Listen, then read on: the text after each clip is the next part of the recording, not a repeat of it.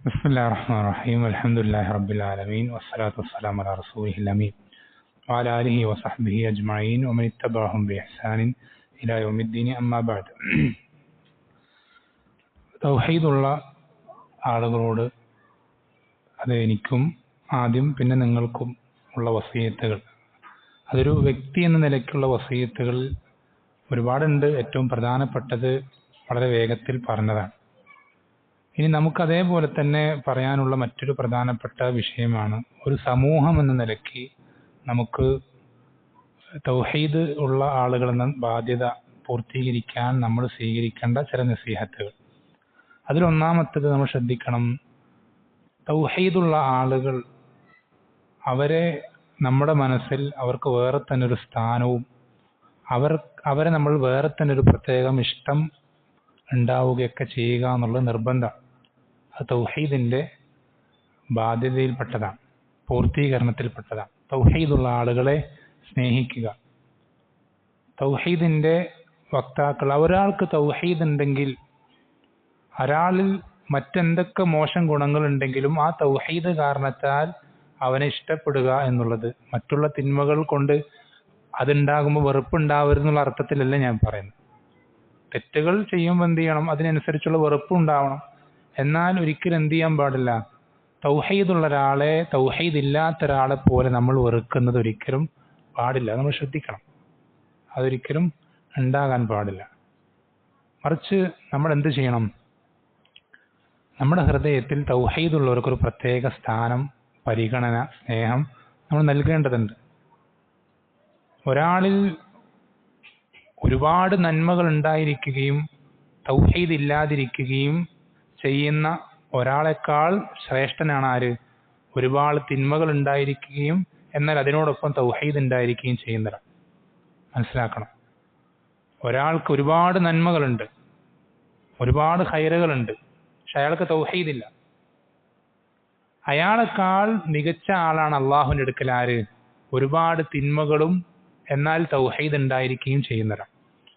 ഈ ഒരു ബോധ്യം നമുക്ക് വേണം. എന്ന് വെച്ചാൽ നമ്മുടെ ഹൃദയത്തിൽ ഒരിക്കലും തൗഹീദുള്ള ഒരാളും തൗഹീദ് ഇല്ലാത്ത ഒരാളും സമമാകാൻ പാടില്ല. തൗഹീദുള്ള ഒരാളും തൗഹീദ് ഇല്ലാത്ത ഒരാളും സമമാകാൻ പാടില്ല. എന്ന് വെച്ചാൽ ഇപ്പോൾ ഉദാഹരണത്തിന് നമ്മൾ ഒരു സമൂഹം എന്ന നിലയ്ക്ക് നമ്മൾ പറയുമ്പോൾ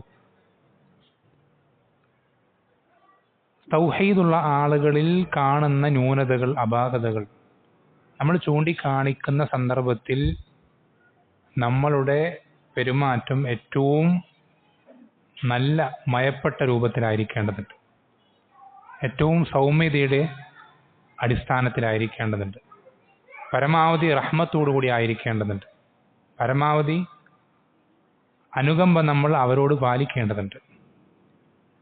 ബാക്കിയുള്ള ആളുകളോട് പോലെയല്ല. കാരണം തൗഹീദുള്ള ഒരാളെന്ന് പറഞ്ഞാൽ അവൻ നമ്മുടെ സഹോദരനാണ്. വൽമുഅ്മിനൂന വൽമുഅ്മിനാത്തു ബഅ്ദുഹും ഔലിയാഉ ബഅ്ദ്. മുഅ്മിനുകളും മുഅ്മിനാത്തുകളും പരസ്പരം അങ്ങേയറ്റം അടുത്ത ആത്മമിത്രങ്ങളാണ്. ഇന്നമൽ മുഅ്മിനൂന ഇഖ്വ. മുഅ്മിനുകൾ ഇഖ്വ, സഹോദരന്മാരാണ്. നമ്മൾ ശ്രദ്ധിക്കേണ്ടത് ഈ ഒരു ഒരുമയും സ്നേഹവും അതെന്തുകൊണ്ടാണ് നമുക്ക് നടപ്പിലാക്കാൻ, അത് പൂർണ്ണമായ അർത്ഥത്തിൽ പ്രാക്ടിക്കലാക്കാൻ പറ്റാത്തത് എന്തുകൊണ്ടാണ്? ഇപ്പോൾ ഉദാഹരണത്തിന് നബി സല്ലല്ലാഹു അലൈഹി വസല്ലമയുടെ കാലഘട്ടത്തിൽ തൗഹീദുള്ള ആളുകൾ അവർ ഒരൊറ്റൊരു വിഭാഗമായിരുന്നോ, അതല്ലെങ്കിൽ കുറേ ഇന്നത്തെ പോലെ കുറേ ഗ്രൂപ്പുകളും വിഭാഗങ്ങളും കക്ഷികളും ഒക്കെ ആയിരുന്നോ? എത്ര വിഭാഗം ഉണ്ടായിരുന്നു? അവരെങ്ങനെ ഒറ്റൊരു വിഭാഗമായത്? നമ്മൾ ശ്രദ്ധിക്കണം, അവർക്ക് ഈ തൗഹീദ് കിട്ടുന്നതിന് മുമ്പ് അവർ ഭിന്നിപ്പിലായിരുന്നു. ശക്തമായ ശത്രുതയിലും കടുത്ത വെറുപ്പിലും വിദ്വേഷത്തിലായിരുന്നു പരസ്പരം ഉണ്ടായിരുന്നത്. തൊട്ടടുത്ത ഗോത്രങ്ങളോട് പോലും ചെറിയ നിസ്സാരമായ വിഷയങ്ങൾക്ക് മാസങ്ങൾ കണക്ക് യുദ്ധം ചെയ്തിരുന്ന അതേ ആളുകൾ തന്നെ ഏതോ നാട്ടിലെ ആളുകളെ സ്വന്തം സഹോദരന്മാരെക്കാൾ സ്നേഹിക്കുകയും അവരെ ഹൃദയത്തിൽ കൊണ്ടു നടക്കുകയും ചെയ്യുന്നൊരവസ്ഥയിലേക്ക് എത്തിയത് ഈ തൗഹീദ് കൊണ്ടാണ്. എന്ന് വെച്ചാൽ അവരെ ഒന്നാക്കിയത്, ഒറ്റക്കെട്ടാക്കിയത്, ഒരൊറ്റൊരു വിഭാഗമാക്കിയത് തൗഹീദാണ്. തൗഹീദ് കൊണ്ടാണ് അവരൊന്നായത്. പക്ഷെ നമ്മുടെ നാട്ടിലെ അവസ്ഥ എന്താ? തൗഹീദ് ഉള്ളവർ തന്നെ പല കക്ഷികളാണ്, പല ഗ്രൂപ്പുകളാണ്, പല വിഭാഗങ്ങളാണ്. എന്തുകൊണ്ടാണ് അങ്ങനെ സംഭവിക്കുന്നത്? സ്വഹാബത്തിന് തൗഹീദ് സ്വീകരിച്ചപ്പോൾ അവരൊന്നായതും നമ്മൾ തൗഹീദ് സ്വീകരിച്ചിട്ടും ഒന്നാവാത്തത് എന്തുകൊണ്ടാണ്? തൗഹീദ് ഒരു സമൂഹത്തെ ഒന്നാക്കുകയില്ലേ? ആക്കൂലേ? ആക്കും. മറിച്ച് സ്വഹാബത്ത് എങ്ങനെ അവരുടെ തൗഹീദ് അവരെ ഒന്നാക്കിയോ അതേ അവസ്ഥയിലേക്ക്, ക്വാളിറ്റിയിലേക്ക് നമ്മുടെ തൗഹീദ് എത്തിയിട്ടില്ലാത്തതുകൊണ്ടാണ്. അവരുടെ അതേപോലത്തെ തൗഹീദ് നമ്മളുമായി കഴിഞ്ഞാൽ അവരെങ്ങനെ ഒന്നായോ അതിനേക്കാൾ, അല്ലെങ്കിൽ അതേപോലെ നമ്മൾ ഒന്നാവും. ഇന്ന് നമ്മൾ ഈ കാണുന്ന ഈ ഭിന്നിപ്പുകളും കക്ഷിത്വങ്ങളൊക്കെ ഉണ്ടല്ലോ, ഇതിനേക്കാളൊക്കെ എത്രയോ മോശം അവസ്ഥയിലായിരുന്നു സ്വഹാബത്ത് ഇസ്ലാം സ്വീകരിക്കുന്നതിന് മുമ്പുണ്ടായിരുന്നു. നമ്മൾ ഇന്നത്തെ അവസ്ഥ കണ്ടിട്ട് ഇതൊക്കെ എങ്ങനെ ഒന്നാകാൻ നമ്മൾ വിചാരിക്കണ്ട, പ്രതീക്ഷ നമ്മൾ എന്ത് ചെയ്യേണ്ട, അവസാനിപ്പിക്കണ്ട.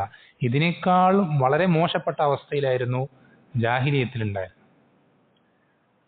അതെങ്ങനെയായി? എത്ര മനോഹരമായ ഒരുമയിലേക്ക് എത്തി തൗഹീദ് കാരണത്താൽ, അല്ലേ? പേർഷ്യക്കാരനായ സൽമാൻ റളിയല്ലാഹു അൻഹു, അബിസീനിയക്കാരനായ ബിലാൽ റളിയല്ലാഹു അൻഹു, റോമാക്കാരനായ സുഹൈബ് റളിയല്ലാഹു അൻഹു, ഇവരൊക്കെ ഒരൊറ്റൊരു സൊഫിൽ സ്വന്തം സഹോദരന്മാരെ, വീട്ടുകാരെ, കുടുംബക്കാരെ ഇഷ്ടപ്പെടുന്നതിനേക്കാൾ പരസ്പരം സ്നേഹിക്കുകയും ഒന്നിച്ചു നിൽക്കുകയും ചെയ്യുന്ന ഒരു അവസ്ഥയിലേക്ക് എത്തിയത് ഈ തൗഹീദ് കൊണ്ടാണ്.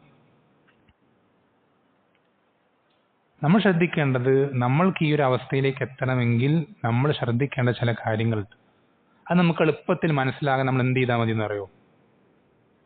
ഈ ദീനുൽ ഇസ്ലാമിൽ ബിദ്അത്തിന്റെ കക്ഷികൾ, പുത്തനാചാരത്തിന്റെ ആളുകൾ, അവരെങ്ങനെയാണ് രൂപം കൊണ്ടത്, അവരെങ്ങനെയാണ് ഈ ദീനിൽ ഉണ്ടായിത്തീർന്നത്, ഉരുത്തിരിഞ്ഞു വന്നത് എങ്ങനെയാണ്? അത് നമ്മൾ പരിശോധിച്ചാൽ നമുക്ക് എളുപ്പത്തിൽ അതിന്റെ കാരണം, റീസൺ മനസ്സിലാവും. നമുക്ക് പ്രശ്നം മനസ്സിലാണ് പരിഹാരം കണ്ടുപിടിക്കാൻ സാധിക്കും.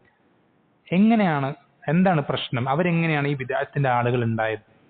ഇന്നത്തെ നമ്മുടെ സമൂഹത്തിൽ കാണുന്നത് പോലെ പല തെറ്റായ വിശ്വാസങ്ങളും ആചാരങ്ങളും അനുഷ്ഠാനങ്ങളും കൊണ്ടു നടക്കുന്ന ആളുകൾ അവരെങ്ങനെ ഈ ഉമ്മത്തിൽ ഉണ്ടായി?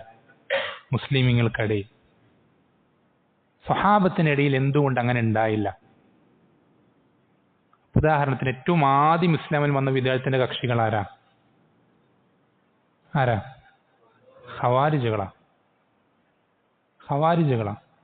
ഖവാരിജുകൾ എന്തുകൊണ്ടാണ് ബിദ്അത്തിന്റെ കക്ഷികളായി തീർന്നത്? ദുനിയാവിനോടുള്ള ആഗ്രഹം കൊണ്ടാ?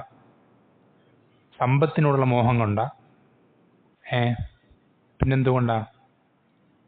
അധികാരം ആഗ്രഹിച്ചുകൊണ്ടാ? എന്തുകൊണ്ടാണ്?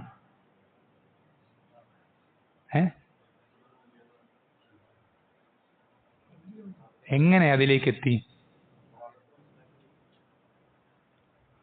ഖുർആനിന്റെ ആയത്തുകൾ അല്ലെങ്കിൽ ഹദീസുകൾ അവർ മനസ്സിലാക്കിയത് സ്വഹാബത്ത് മനസ്സിലാക്കിയത് പോലായിരുന്നില്ല. ഇനിൽ ഹുക്മു ഇല്ലാ ലില്ലാ, അല്ലെങ്കിൽ അതുപോലെ തന്നെ മറ്റു പല ആയത്തുകളും തെളിവ് പിടിച്ചിട്ട്, മറ്റു പല ഹദീസുകളും തെളിവ് പിടിച്ചിട്ട് അല്ലാഹു സുബ്ഹാനഹു വ തആല കാഫിറുകളുടെ വിഷയത്തിൽ അവതരിപ്പിച്ച ആയത്തുകൾ അവരെന്ത് ചെയ്യാൻ തുടങ്ങി? മുഅ്മിനുകളുടെ വിഷയത്തിൽ അപ്ലൈ ചെയ്യാൻ തുടങ്ങി. എന്ന് വെച്ചാൽ അവർ ഖുർആനെ പിൻപറ്റണമെന്നേ അവർ ഉദ്ദേശിച്ചിട്ടുള്ളൂ. പക്ഷേ അവർ ആ ഖുർആനിനെ മനസ്സിലാക്കുന്നതിൽ അവർക്ക് സംഭവിച്ച പിഴവാണ് എന്ത് ചെയ്തത്?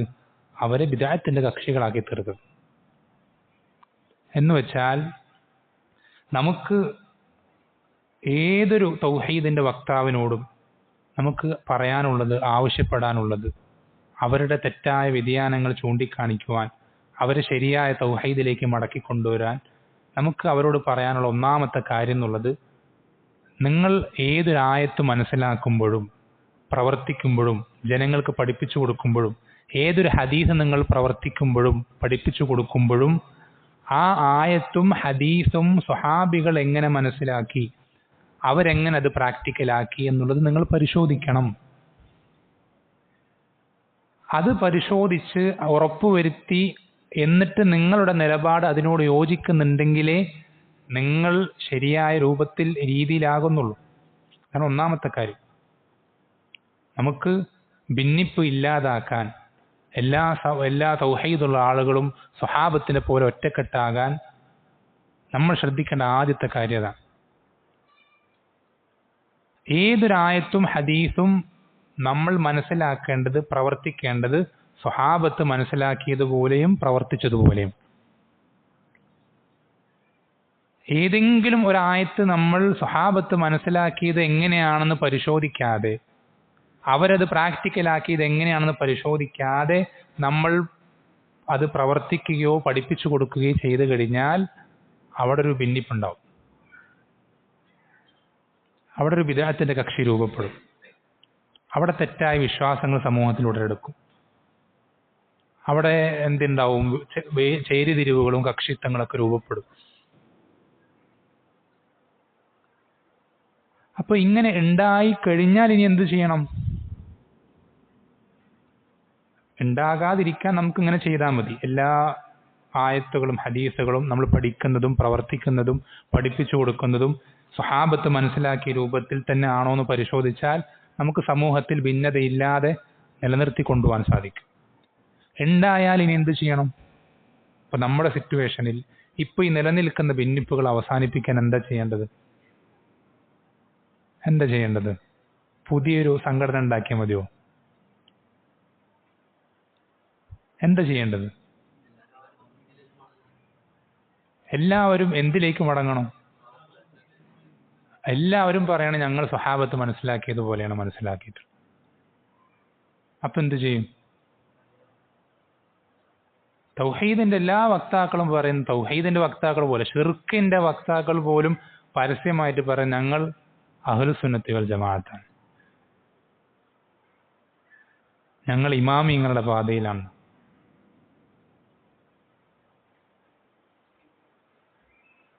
നമ്മൾ ശ്രദ്ധിക്കണം, ആത്മാർത്ഥതയോടുകൂടെ അത് പറയുന്ന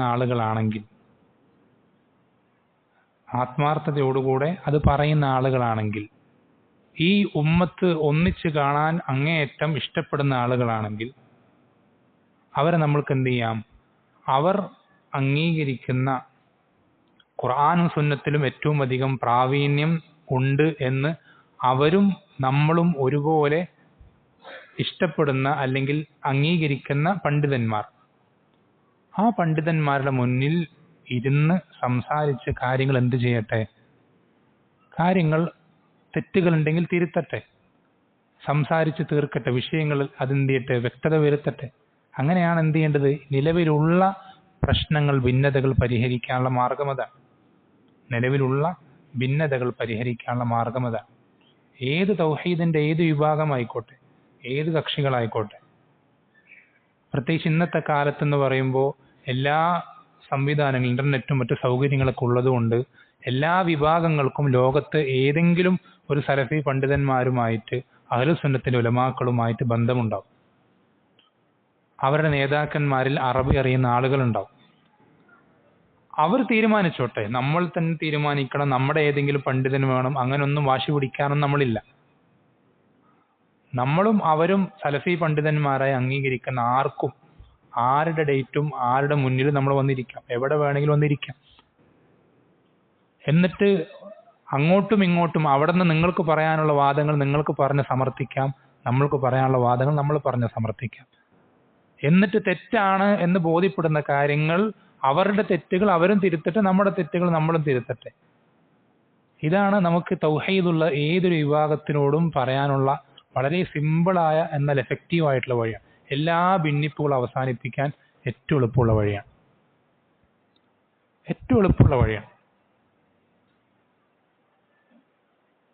ഇങ്ങനെ ചെയ്തു കഴിഞ്ഞാൽ ഉറപ്പ് പറയാം, 100% ഉറപ്പ് പറയാം, തൗഹീദുള്ള ആളുകൾക്കിടയിലുള്ള ഭിന്നിപ്പുകളൊക്കെ അവസാനിക്കും. മറ്റ് ദുരുദ്ദേശങ്ങളില്ലെങ്കിൽ, ദുനിയാവിന്റെ മോഹങ്ങളോ അധികാരമോ അല്ലെങ്കിൽ സമ്പത്തോ മറ്റെന്തെങ്കിലും സ്ഥാനമാനങ്ങളോ ഇതൊന്നും മോഹമില്ലാത്ത ആളുകളാണെങ്കിൽ ഇങ്ങനെ ഒരു ഇരുത്തം കഴിയുമ്പോഴേക്ക് എന്ത് ചെയ്യും? അവർക്കിടയിലുള്ള ഭിന്നിപ്പുകളൊക്കെ അവസാനിക്കും. അവർക്കിടയിലുള്ള ഭിന്നിപ്പുകളൊക്കെ അത്രയേ ഉള്ളൂ. തൗഹീദുള്ള ആളുകൾക്കിടയിലുള്ള ഭിന്നിപ്പുകൾ വളരെ എളുപ്പത്തിൽ പരിഹരിക്കാൻ സാധിക്കും, ഏത് വിഭാഗമാണെങ്കിലും ശരി.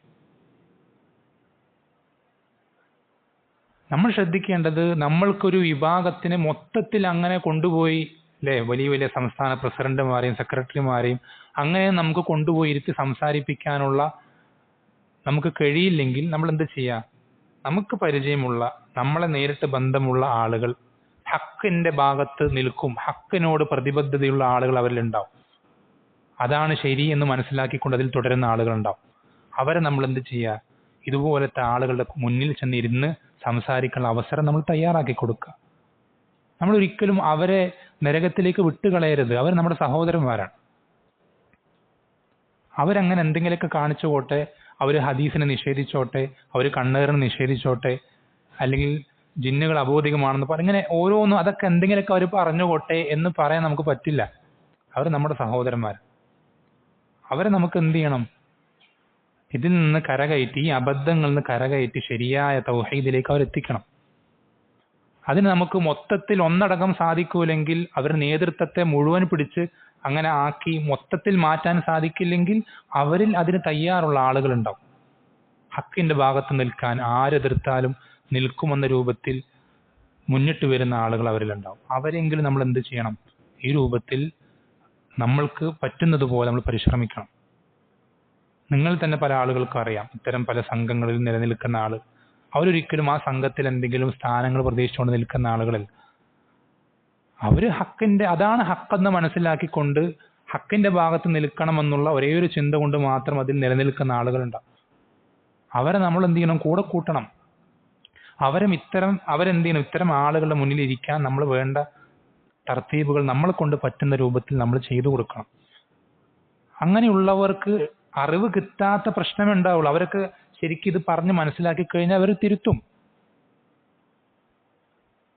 അങ്ങനെ തിരുത്തി എല്ലാവരും ഹക്കിലേക്ക് എത്തണം, എല്ലാവരും ശരിയായ മൻഹജിലേക്ക് എത്തണം, എല്ലാവരും സ്വഹാബത്തിന്റെ ആദർശത്തിലേക്ക് എത്തണം എന്നുള്ള ചിന്തയെ നമുക്ക് ഉണ്ടാവാൻ പാടും. അതിനുവേണ്ടി നമ്മൾ എന്ത് ചെയ്യണം? അങ്ങേയറ്റം പരിശ്രമിച്ചുകൊണ്ടേയിരിക്കണം. അങ്ങേയറ്റം നമ്മൾ പരിശ്രമിച്ചുകൊണ്ടേയിരിക്കണം. അതല്ലാതെ നമ്മൾ ഒരിക്കലും അവരെന്ത് ചെയ്യരുത്? ശൈത്താന്മാർക്ക് വിട്ടുകൊടുക്കരുത് നമ്മുടെ സഹോദരന്മാരെ. അത് നമുക്ക് നമ്മുടെ സഹോദരന്മാരുള്ള ബാധ്യതയാണ്. നമ്മുടെ സഹോദരന്മാർ, ഈ ബാധ്യത നമുക്ക് തൗഹീദ് ഇല്ലാത്തവരെക്കാൾ കൂടുതലുള്ള തൗഹീദ് ഉള്ളവരോടാണ്. നമുക്ക് എല്ലാവരോടും ഈ ബാധ്യതയുണ്ട്, എല്ലാവരോടും നമുക്ക് ഈ ബാധ്യതയുണ്ട്. പക്ഷെ ഈ ബാധ്യത നമുക്ക് ഏറ്റവും കൂടുതലുള്ളത് തൗഹീദുള്ള ആളുകളാണ്. അവരുടെ വിഷയത്തിൽ നിങ്ങൾ എന്ത് ചെയ്യണം? പ്രത്യേകം ശ്രദ്ധിക്കണം, പ്രത്യേകം നിങ്ങൾ നസീഹത്ത് കാണിക്കണം. അതേപോലെ തന്നെ നിങ്ങൾ ശ്രദ്ധിക്കേണ്ട മറ്റൊരു വിഷയം എന്നുള്ളത്,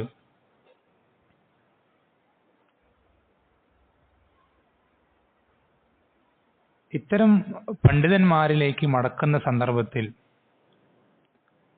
നമ്മൾക്ക് ഹക്കാണ് എന്ന് ബോധ്യപ്പെടുന്ന കാര്യം അത് നമ്മുടെ ഭാഗത്ത് നിന്ന് വന്നു പോയിട്ടുള്ള മിസ്റ്റേക്ക് ആണെങ്കിൽ പോലും നമ്മളത് തിരുത്താൻ തയ്യാറാണ്. നമ്മൾ എപ്പോഴും ശ്രദ്ധിക്കണം. നമ്മൾ ഒരിക്കലും എന്ത് ചിന്തിക്കണം? ഞാൻ ഇത്രയും കാലം നടന്നു വന്നിരുന്ന, അല്ലെങ്കിൽ പറഞ്ഞു നടന്നിരുന്ന ഒരു ആദർശം ഞാൻ ഇനി തിരുത്തിക്കഴിഞ്ഞാൽ ആളുകൾ എന്ത് വിചാരിക്കും, അല്ലെങ്കിൽ ഇത്ര കാലം ഞാൻ തെറ്റ് ചെയ്തു എന്ന് ആളുകൾ ചിന്തിക്കില്ലേ എന്നൊന്നും നമ്മൾ എന്ത് ചെയ്യരുത്. തെറ്റാണെന്നൊരു കാര്യം നമുക്ക് ബോധ്യപ്പെട്ട് കഴിഞ്ഞാൽ നമ്മളത് തിരുത്താൻ നമുക്കൊരു മടി ഉണ്ടാകരുത്, ഒരു നാണക്കേടും ഉണ്ടാകരുത്. പരസ്യമായി നമ്മൾ പറഞ്ഞു നടന്നിരുന്ന തെറ്റാണെങ്കിൽ, അത് തെറ്റാണെന്ന് ബോധ്യപ്പെട്ടാൽ പരസ്യമായി തന്നെ നമ്മൾ തിരുത്തണം, പരസ്യമായി തന്നെ നമ്മൾ തിരുത്തണം. നമ്മളുടെ ഒരു വ്യക്തിയുടെ അഭിമാന പ്രശ്നമോ അല്ലെങ്കിൽ മറ്റെന്തെങ്കിലും ദുനിയവായ മസ്ലഹത്തുകളോ അതിനേക്കാളൊക്കെ എത്രയോ വലുതാണെന്ത്? ദീനിന്റെ മസ്ലഹത്ത് എന്നുള്ളത്. ദീനിന്റെ മസ്ലഹത്ത്. നമുക്കൊരു കാര്യം തെറ്റാണെന്ന് ബോധ്യപ്പെട്ട് കഴിഞ്ഞാൽ, മനസ്സിലായി കഴിഞ്ഞാൽ നമ്മളത് തിരുത്തുക എന്നുള്ളത് വളരെ പ്രധാനം. ആര് പറഞ്ഞാലും, ചിലപ്പോൾ വളരെ മോശപ്പെട്ട ഒരാളായിരിക്കും നമുക്ക് ആ തെറ്റ് ചൂണ്ടിക്കാണിച്ചു തരുന്നുണ്ടാവും. ഉദാഹരണത്തിന് ബിസ്ലാസിന്റെ അടുക്കലേക്ക് ജൂതന്മാർ വരിക, ജൂതന്മാരിൽപ്പെട്ട ചില ആളുകൾ കടന്നു വരിക.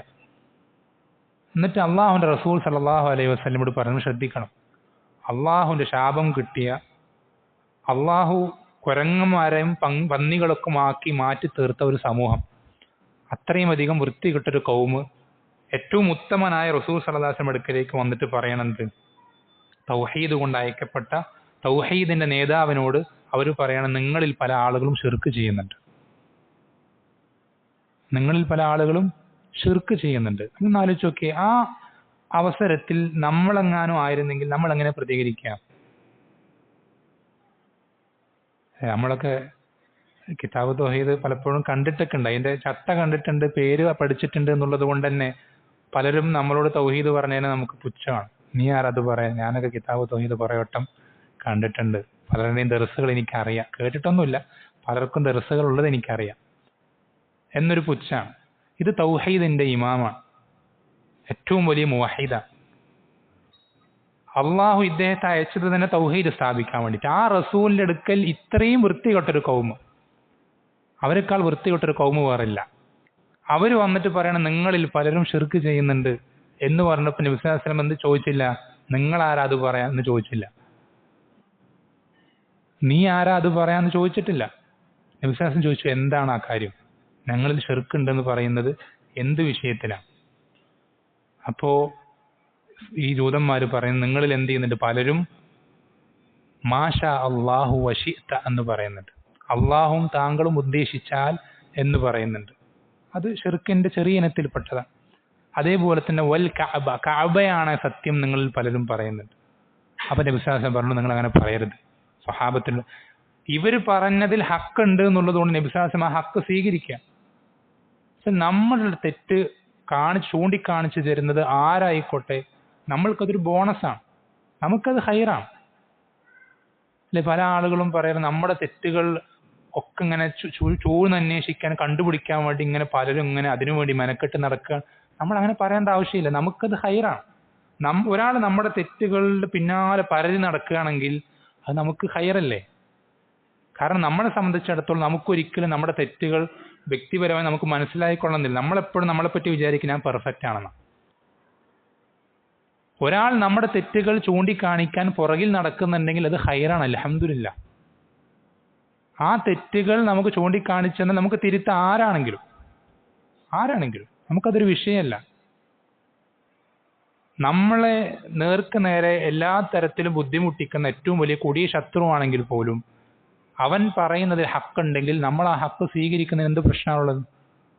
ആ ഹക്ക് നമ്മൾ സ്വീകരിക്കണം, ആ ഹക്ക് നമ്മൾ സ്വീകരിക്കണം. ചിലപ്പോൾ ചെറിയൊരു പഠിച്ചു തുടങ്ങിയൊരു വിദ്യാർത്ഥി ആയിരിക്കും പറഞ്ഞു തരുന്നുണ്ടാവും അല്ലെ. സുലൈമാൻ അലൈഹിസ്സലാം അള്ളാഹുവിന്റെ നബിമാരിൽപ്പെട്ട ഒരാളാണ് എന്ന് മാത്രമല്ല ഇൽമു കൊണ്ട് അങ്ങേയറ്റം അറിയപ്പെട്ടൊരു നബിയാണ്. ആ നബിയുടെ അടുക്കൽ ഒരു ചെറിയൊരു പക്ഷി ഹുദ്ഹുദ് വന്നിട്ട് പറയണ അഹത്തു ബിമാലം തുഹൈതു ബിഹി വജിഅതുക മിൻ സബഇൻ ബിനബഇൻ യഖീൻ, നിങ്ങൾക്ക് കിട്ടാത്തൊരു അറിവും കൊണ്ടാണ് ഞാൻ വന്നിട്ടുള്ളത് എന്ന് സുലൈമാൻ അലൈഹിസ്സലാം മുന്നിൽ ചെന്നിട്ട് ധൈര്യത്തോട് ആര് പറയാണ്? ഹുദ്ഹുദ് പറയാണ്. അപ്പൊ അത് പറഞ്ഞപ്പോ സുലൈമാൻ അലൈഹിസ്സലാം എന്ത് പറഞ്ഞില്ല? നീ ആരാ അത് പറയാന്ന് പറഞ്ഞില്ല. ഇത്ര വലിയ നബിയായിരിക്കെ നിന്നെ പോലൊരു ചെറിയൊരു പക്ഷിന്റെ സംസാരം എനിക്ക് കേൾക്കേണ്ട ആവശ്യമില്ല എന്ന് പറഞ്ഞില്ല. സുലൈമാൻ അലൈഹിസ്സലാം ആ കാര്യം അത് സ്വീകരിക്കുകയും അതിന്റെ അടിസ്ഥാനത്തിൽ നടപടികൾ എടുക്കുകയും ചെയ്യും. നമ്മൾ ആരായിക്കോട്ടെ, ഏതു വ്യക്തി പറഞ്ഞു തരുന്ന ആയിക്കോട്ടെ, ആ പറയുന്നതിൽ ഹക്കുണ്ടെങ്കിൽ നമ്മൾ അത് സ്വീകരിക്കാൻ ബാധ്യസ്ഥരാണ്. അതിന്റെ അടിസ്ഥാനത്തിൽ നമ്മുടെ നിലപാടുകൾ മാറ്റാൻ നമ്മൾ ബാധ്യസ്ഥരാണ്. എന്നുവെച്ചാൽ നമ്മൾക്ക് നമ്മളെക്കാൾ പ്രതിബദ്ധത നമുക്ക് വേണ്ടത് ഹക്കിനോടാണ്. നമുക്ക് നമ്മുടെ സ്വന്തത്തെക്കാൾ പ്രതിബദ്ധത വേണ്ടത് ഹക്കിനോടാണ്. നമ്മളെക്കാളും നമ്മുടെ ഉസ്താദിനേക്കാളും നമ്മുടെ പാരമ്പര്യത്തെക്കാളും നമ്മുടെ സംഘടനയെക്കാളും എന്തിനേക്കാളും നമുക്ക് പ്രതിബദ്ധത വേണ്ടത് ഹക്കിനോടാണ്. ഹക്കാണെങ്കിൽ അത് സ്വീകരിച്ചിരിക്കും. എൻ്റെ നിലപാട് എത്ര പഴയതാണെങ്കിലും മാറ്റിയിരിക്കും. അത് പരസ്യമായി പറഞ്ഞ തെറ്റാണെങ്കിൽ പരസ്യമായി തന്നെ തിരുത്തിയിരിക്കും എന്നുള്ള സ്റ്റാൻഡിലേക്ക് നമുക്ക് എത്താൻ സാധിക്കും. അതേപോലെ തന്നെ ശ്രദ്ധിക്കേണ്ട മറ്റൊരു കാര്യമാണെന്ത്? നമ്മൾ എന്ത് ചെയ്യണം? പരസ്പരം അള്ളാഹുവിന്റെ മാർഗത്തിൽ ഇഷ്ടപ്പെടുന്നതിന് ഒരുപാട് അടയാളങ്ങളുണ്ട്. ആ അടയാളങ്ങൾ നമ്മളിൽ പ്രകടമാക്കാൻ ശ്രദ്ധിക്കണം. പ്രത്യേകിച്ച് ഒരേ മനഹജുള്ള, മറ്റ് വിദഅത്തുകളില്ലാത്ത, സ്വഹാബത്ത് മനസ്സിലാക്കിയതുപോലെ ആയത്തുകളും ഹദീസുകളും മനസ്സിലാക്കാൻ പരിശ്രമിക്കുന്ന ആളുകൾ അവർക്കിടയിൽ അള്ളാഹുവിന്റെ മാർഗത്തിലുള്ള സ്നേഹം അത് വളർത്തിയെടുക്കാൻ നമ്മൾ ശ്രദ്ധിക്കണം. വിശ്വാസം പഠിപ്പിച്ചെന്താ? മൻ അഹബ്ബ ലില്ലാഹ് വ അബ്ഗദ ലില്ലാഹ് വ അഅത ലില്ലാഹ് വ മനഅ ലില്ലാഹ് ഫഖദ് ഇസ്തക്മല ഈമാൻ. ആരാണോ അള്ളാഹുവിന് വേണ്ടി ഇഷ്ടപ്പെടുകയും അള്ളാഹുവിന് വേണ്ടി വെറുക്കുകയും അള്ളാഹുവിന് വേണ്ടി കൊടുക്കുകയും അള്ളാഹുവിന് വേണ്ടി തടയുകയും ചെയ്യുന്നത്, അവന്റെ ഈമാൻ പരിപൂർണമായി, അവന്റെ ഈമാൻ കംപ്ലീറ്റ് ആയി. അള്ളാഹുവിന് വേണ്ടി ഇഷ്ടപ്പെടുക, അള്ളാഹുവിനോട് വെറുക്കുക എന്ന് പറയുന്നതിന് ഒരുപാട് അടയാളങ്ങളുണ്ട്. ഒരുപാട് അടയാളങ്ങളുണ്ട്. അതിൽപ്പെട്ടതാണെന്ത്? പരസ്പരം എന്ത് ചെയ്യുക? സന്ദർശിക്കുക, അള്ളാഹുവിന്റെ മാർഗത്തിൽ ഒരു സ്ഥലത്ത് കൂടിയിരിക്കുക, അതേപോലെ തന്നെ രോഗിയായാൽ സന്ദർശിക്കുക, ജനാസ പിൻപറ്റുക, അതേപോലെ തന്നെ അവന്റെ വിഷമതകൾ പ്രയാസങ്ങൾ ഉണ്ടെങ്കിൽ നീക്കിക്കൊടുക്കാൻ പരിശ്രമിക്കുക, സുഖവിവരങ്ങൾ അന്വേഷിക്കുക. അല്ലേ? അതിൽപ്പെട്ട പ്രധാനപ്പെട്ട ഒരു കാര്യമാണെന്ത്? അള്ളാഹുവിന്റെ മാർഗത്തിൽ കല്യാണം കഴിപ്പിക്കാം. പലർക്കും അറിയില്ല ആ ഒരു സുന്നത്ത്. അള്ളാഹുവിന്റെ മാർഗത്തിൽ എങ്ങനെ കല്യാണം കഴിപ്പിക്കാം? ഒരു വ്യക്തിക്ക് ഇല്ലേ നബിസ്വല്ലല്ലാഹു പഠിപ്പിച്ചെന്താ? ഇദാ ഖതബ അഹദുക്കും ഇദാ ഖതബ ഇലൈക്കും മൻ തർളൗന ദീനഹു വ ഖുലുഖഹു ഫസവ്വിജൂഹു.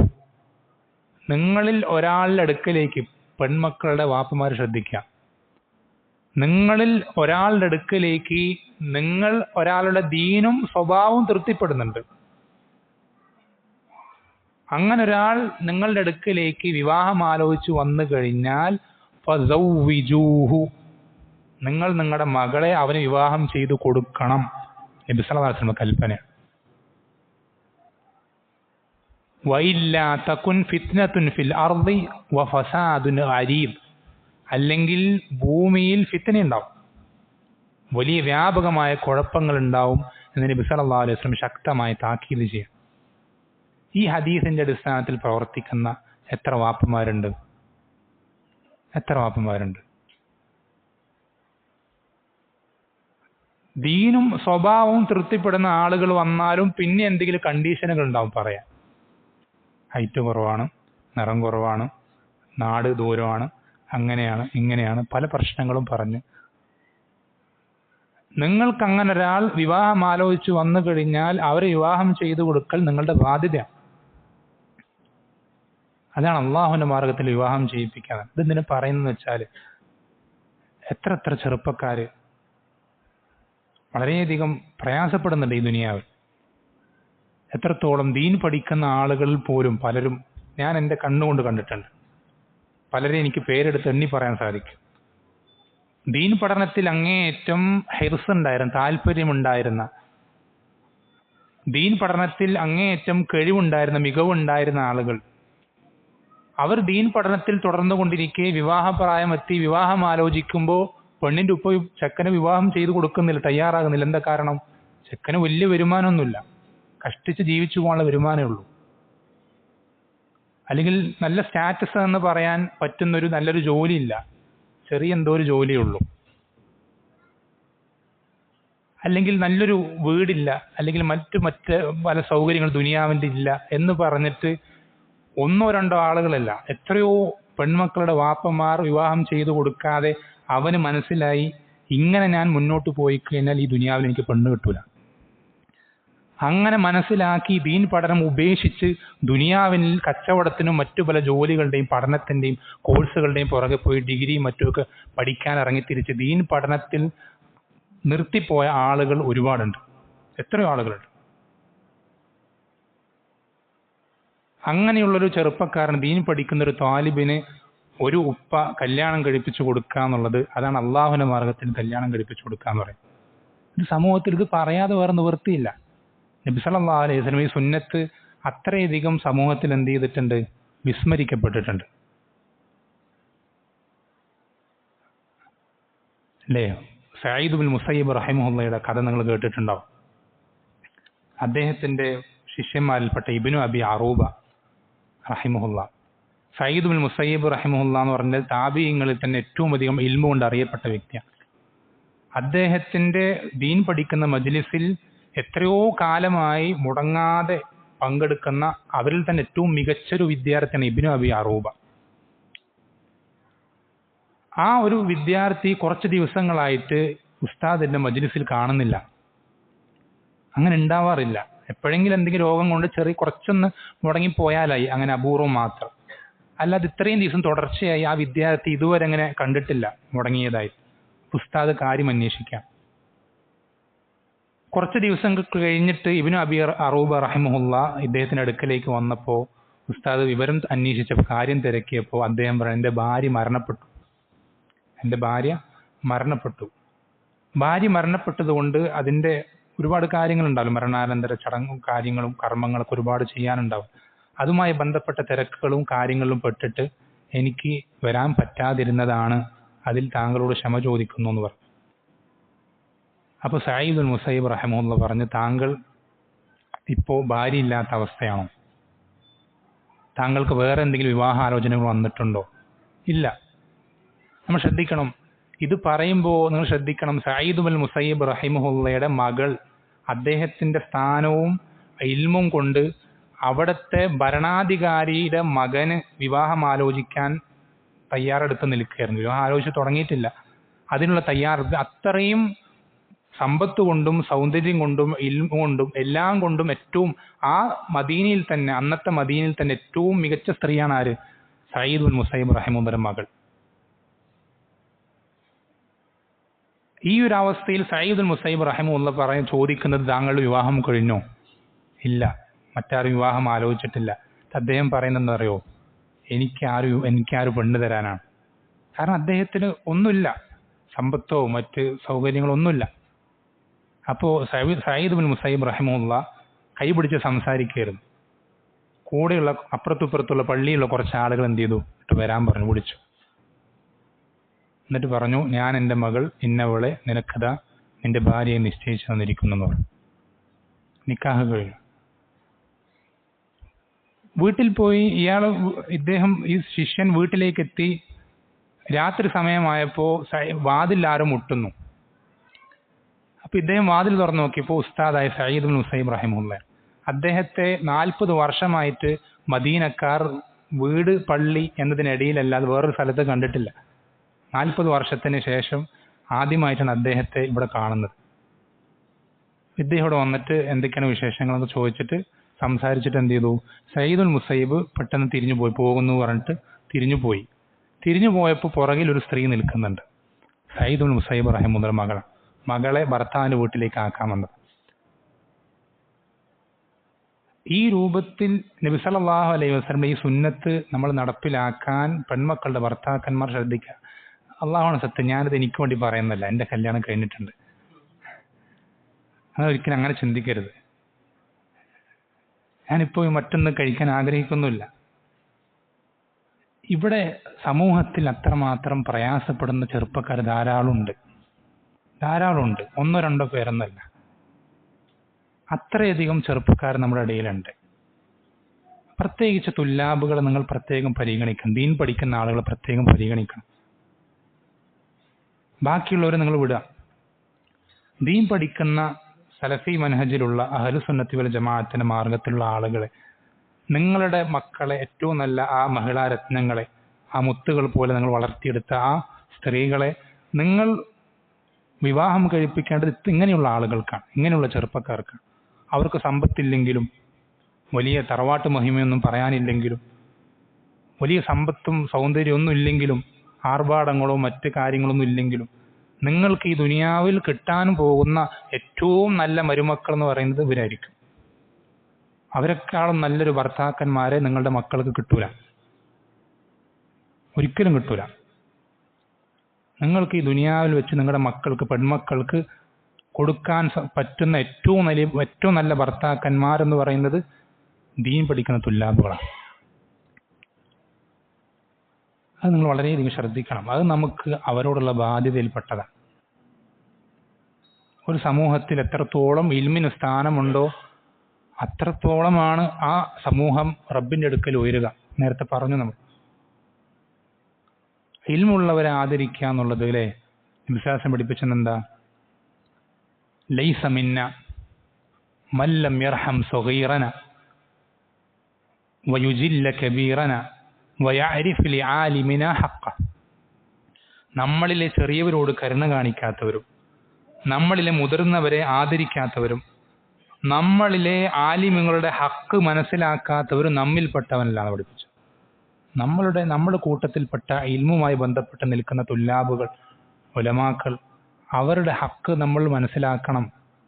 ഒരു സമൂഹത്തിൽ ഏറ്റവും നല്ല പെൺകുട്ടികളുണ്ടെങ്കിൽ ഇൽമു കൊണ്ടും സൗന്ദര്യം കൊണ്ടും സമ്പത്ത് കൊണ്ടും തറവാട്ട് മഹിമ കൊണ്ടും ഏറ്റവും നല്ല പെൺകുട്ടികളുണ്ടെങ്കിൽ അവർക്ക് ഏറ്റവും കൂടുതൽ ഇൽമുള്ള ആളുകളാണ് സമൂഹത്തിൽ കെട്ടിച്ചു കൊടുക്കേണ്ടത്, വിവാഹം ചെയ്തു കൊടുക്കേണ്ടത്. കാരണം അവരാണ് അതിന് ഏറ്റവും അർഹിക്കുന്ന ആൾ. അവരെക്കാൾ നല്ല ഭർത്താക്കന്മാർ വേറെ കിട്ടൂല. അവരെക്കാൾ നല്ല ഭർത്താക്കന്മാർ ഈ സമൂഹത്തിൽ ഒരിക്കലും കിട്ടുകയില്ല. അത് വളരെ ശ്രദ്ധിക്കേണ്ട ഒരു വിഷയമാണ്.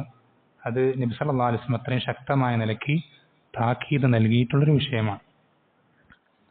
അതുപോലെ തന്നെ നമ്മൾ എന്ത് ചെയ്യണം? കിതാബ് തൗഹീദ് പഠിച്ചു കഴിഞ്ഞ ആളുകളോട് പറയാം. പഠിച്ചു കഴിഞ്ഞിട്ടില്ലെങ്കിൽ എത്രയും വേഗം പഠിക്കണം. അതുപോലത്തെ കിതാബുകൾ പഠിച്ചു കഴിഞ്ഞാൽ ഇനിയിപ്പോൾ നിങ്ങൾക്ക് പഠിക്കാൻ ഇതുവരെ ചാൻസ് കിട്ടിയിട്ടില്ലെങ്കിൽ ഇൻഷാ അള്ളാഹ് ഒരു 2 ആഴ്ച കഴിഞ്ഞിട്ട് ജനുവരി 9, 10, 11 ദിവസങ്ങളിൽ ഒരു ദൗറ തൗഹീദിന്റെ വിഷയങ്ങളിലുള്ള അടിസ്ഥാന ഹദീസുകൾ വിശദീകരിക്കുന്ന ഒരു ദൗറ ഇൻഷാ അള്ളാഹ് സംഘടിപ്പിക്കപ്പെടുന്നുണ്ട് എടപ്പാൾ അയിലക്കാട് വെച്ചിട്ട്. അതിൽ പരമാവധി എന്ത് ചെയ്യുക, ഇത്തരം കാര്യങ്ങളാണ് ഏറ്റവും അടിസ്ഥാനപരമായി തൗഹീദിനെ സംബന്ധിച്ച് മനസ്സിലാക്കിയിരിക്കേണ്ട മസലകളാണ്. അതിലെങ്കിലും ഏറ്റവും മിനിമം പങ്കെടുക്കാൻ ശ്രദ്ധിക്കുക. പരമാവധി ആളുകളെ, ഏറ്റവും തുടക്കക്കാരായിട്ടുള്ള ആളുകളാണെങ്കിലും ഏറ്റവും കുറേ പഠിച്ചു എന്ന് തോന്നുന്ന ആളുകളാണെങ്കിലും എല്ലാവരെയും പരമാവധി അത്തരം സദസ്സുകളിൽ പങ്കെടുപ്പിക്കാൻ ശ്രദ്ധിക്കുക. അതേപോലെ തന്നെ ശ്രദ്ധിക്കേണ്ട മറ്റൊരു പ്രധാനപ്പെട്ട കാര്യം, നമ്മുടെ സ്വഭാവത്തെ നന്നാക്കുന്ന, നമ്മുടെ ഹൃദയത്തിനെ അതിൻ്റെ കാഠിന്യം കുറയ്ക്കുന്ന, അതിനെ സോഫ്റ്റ് ആക്കുന്ന ഗ്രന്ഥങ്ങൾ പഠിക്കാൻ ശ്രദ്ധിക്കുക. നമ്മുടെ ഹൃദയത്തിനെ ശുദ്ധീകരിക്കുന്ന, അതിനെ സോഫ്റ്റ്, കൽബിന്റെ കാഠിന്യത്തെ കുറയ്ക്കുന്ന ഗ്രന്ഥങ്ങൾ, കിതാബുകൾ, ക്ലാസ്സുകൾ നമ്മൾ പഠിക്കാനും കിതാബുകൾ വായിക്കാനും ശ്രദ്ധിക്കുക. അത് ശ്രദ്ധിക്കേണ്ട വിഷയമാണ്. നബി സല്ലല്ലാഹു അലൈഹി വസല്ലമയെ നബിയായി നിശ്ചയിക്കണമെന്ന് ഇബ്രാഹിം അലൈഹിസ്സലാം പ്രാർത്ഥിക്കുന്ന ഒരു പ്രാർത്ഥനയുണ്ട്. ആ പ്രാർത്ഥനയുടെ ഉത്തരത്തിന്റെ ഫലമായിട്ടാണ് മുഹമ്മദ് സല്ലല്ലാഹു അലൈഹി വസല്ലമയെ അള്ളാഹു എന്ത് ചെയ്യുന്നത്, ഇബ്രാഹിം നബിയുടെ സന്താന പരമ്പരകളിൽ നിശ്ചയിക്കുന്നത്. ആ പ്രാർത്ഥന എന്താ? റബ്ബന വബഅസ് ഫീഹിം റസൂലൻ മിൻഹും യത്ലു അലൈഹിം ആയാതിക വയുസക്കീഹിം വയുഅല്ലിമുഹുൽ കിതാബ വൽ ഹിക്മ. യത്ലു അലൈഹിം ആയാതിക വയുഅല്ലിമുഹുൽ കിതാബ വൽ ഹിക്മത വയുസക്കീഹിം. നേരത്തെ ഓതി തെറ്റിപ്പോയി. യത്ലു അലൈഹിം ആയാതിക, നിന്റെ ആയത്തുകൾ ആ റസൂല് ഇവർക്ക് പാരായണം ചെയ്തു കൊടുക്കണം, ഈ മക്കക്കാർക്ക്. എന്നിട്ടോ വയുഅല്ലിമുഹുൽ കിതാബ വൽ ഹിക്മ, കിതാബും സുന്നത്തും അവർക്ക് പഠിപ്പിച്ചു കൊടുക്കണം. എന്നിട്ട് എന്ത് ചെയ്യണം? വയുസക്കീഹിം, അവരെ ശുദ്ധീകരിക്കണം, നന്നാക്കിയെടുക്കണം.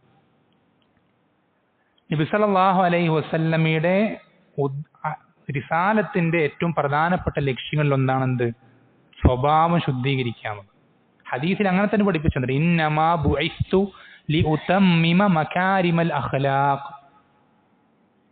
പറഞ്ഞു, ഞാൻ അയക്കപ്പെട്ടത് എന്തിനു വേണ്ടി മാത്രമാണ്? ഇന്നമാ എന്ന് പറഞ്ഞാൽ മാത്രം എന്നുള്ള അർത്ഥമുണ്ട്.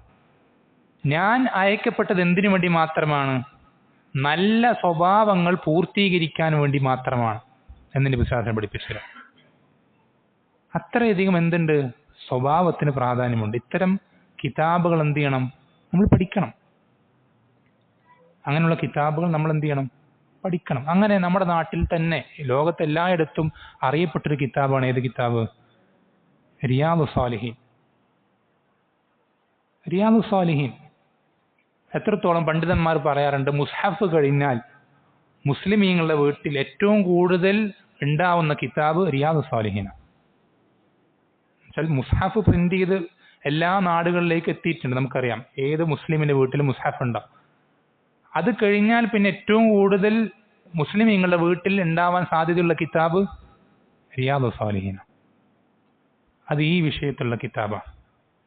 നമ്മുടെ സ്വഭാവം, മര്യാദകൾ ഒക്കെ എങ്ങനെ നന്നാക്കണം, ഏത് രൂപത്തിൽ നമ്മൾ ഇടപഴകണം, നമ്മുടെ പെരുമാറ്റം എങ്ങനെയായിരിക്കണം, ഇത് നമ്മൾ എന്ത് ചെയ്യണം? നമ്മൾ പഠിക്കണം. അത്തരം കിതാബുകൾ, അത്തരം ദർസുകൾ സംഘടിപ്പിക്കണം. സ്വഭാവ മര്യാദ നന്നാക്കാനുള്ള പരിശ്രമം നമ്മൾ എന്ത് ചെയ്യണം? ആരംഭിക്കണം. പ്രത്യേകിച്ചും വളരെ ഞാൻ ആവർത്തിച്ച് എപ്പോഴും പറയുന്നൊരു വസിയത്താണ്, നിങ്ങളുടെ വീട്ടിനകത്തുള്ള സ്വഭാവം വളരെയധികം ശ്രദ്ധിക്കണം. നിങ്ങളുടെ സൽസ്വഭാവത്തിന് ഏറ്റവും അധികം അർഹരായിട്ടുള്ള ആളുകൾ നിങ്ങളുടെ ഏറ്റവും അടുത്ത ആളുകളാണ്. നമ്മൾ നേരെ തിരിച്ച ഉൾട്ടയാണ്. ഏതൊക്കെയോ ആളുകളോട്, നാട്ടിൽ കാണുന്ന വഴി കൂടെ പോകുന്നവരോടൊക്കെ നല്ല പുഞ്ചിരിയും സ്വഭാവവും നല്ല സൗമ്യമായ പെരുമാറ്റവും, കൂട്ടുകാരോട് നല്ല രൂപത്തിൽ, കുടുംബക്കാരോട് നല്ല രൂപത്തിൽ, നാട്ടുകാരോട് നല്ല രൂപത്തിൽ, എല്ലാവരോടും നല്ല രൂപത്തിൽ. വീട്ടിനകത്ത് വൃത്തികെട്ട സ്വഭാവം, വളരെ മോശം സ്വഭാവം. മാതാപിതാക്കളോട്, സഹോദരന്മാരോട്, ഭാര്യ ഭർത്താക്കന്മാരോട്, മക്കളോട്. നമ്മുടെ സൽസ്വഭാവം, നമ്മുടെ ശരിക്കുള്ള തനി സ്വഭാവം എന്ന് പറയുന്നത് നമ്മുടെ വീട്ടിനകത്തുള്ള സ്വഭാവം. ബാക്കിയൊക്കെ ഫോർമാലിറ്റീസാണ്, എല്ലാം കാണിച്ചു കൂട്ടലാണ്, തക്കല്ലുഫാത്തുകളാണ്.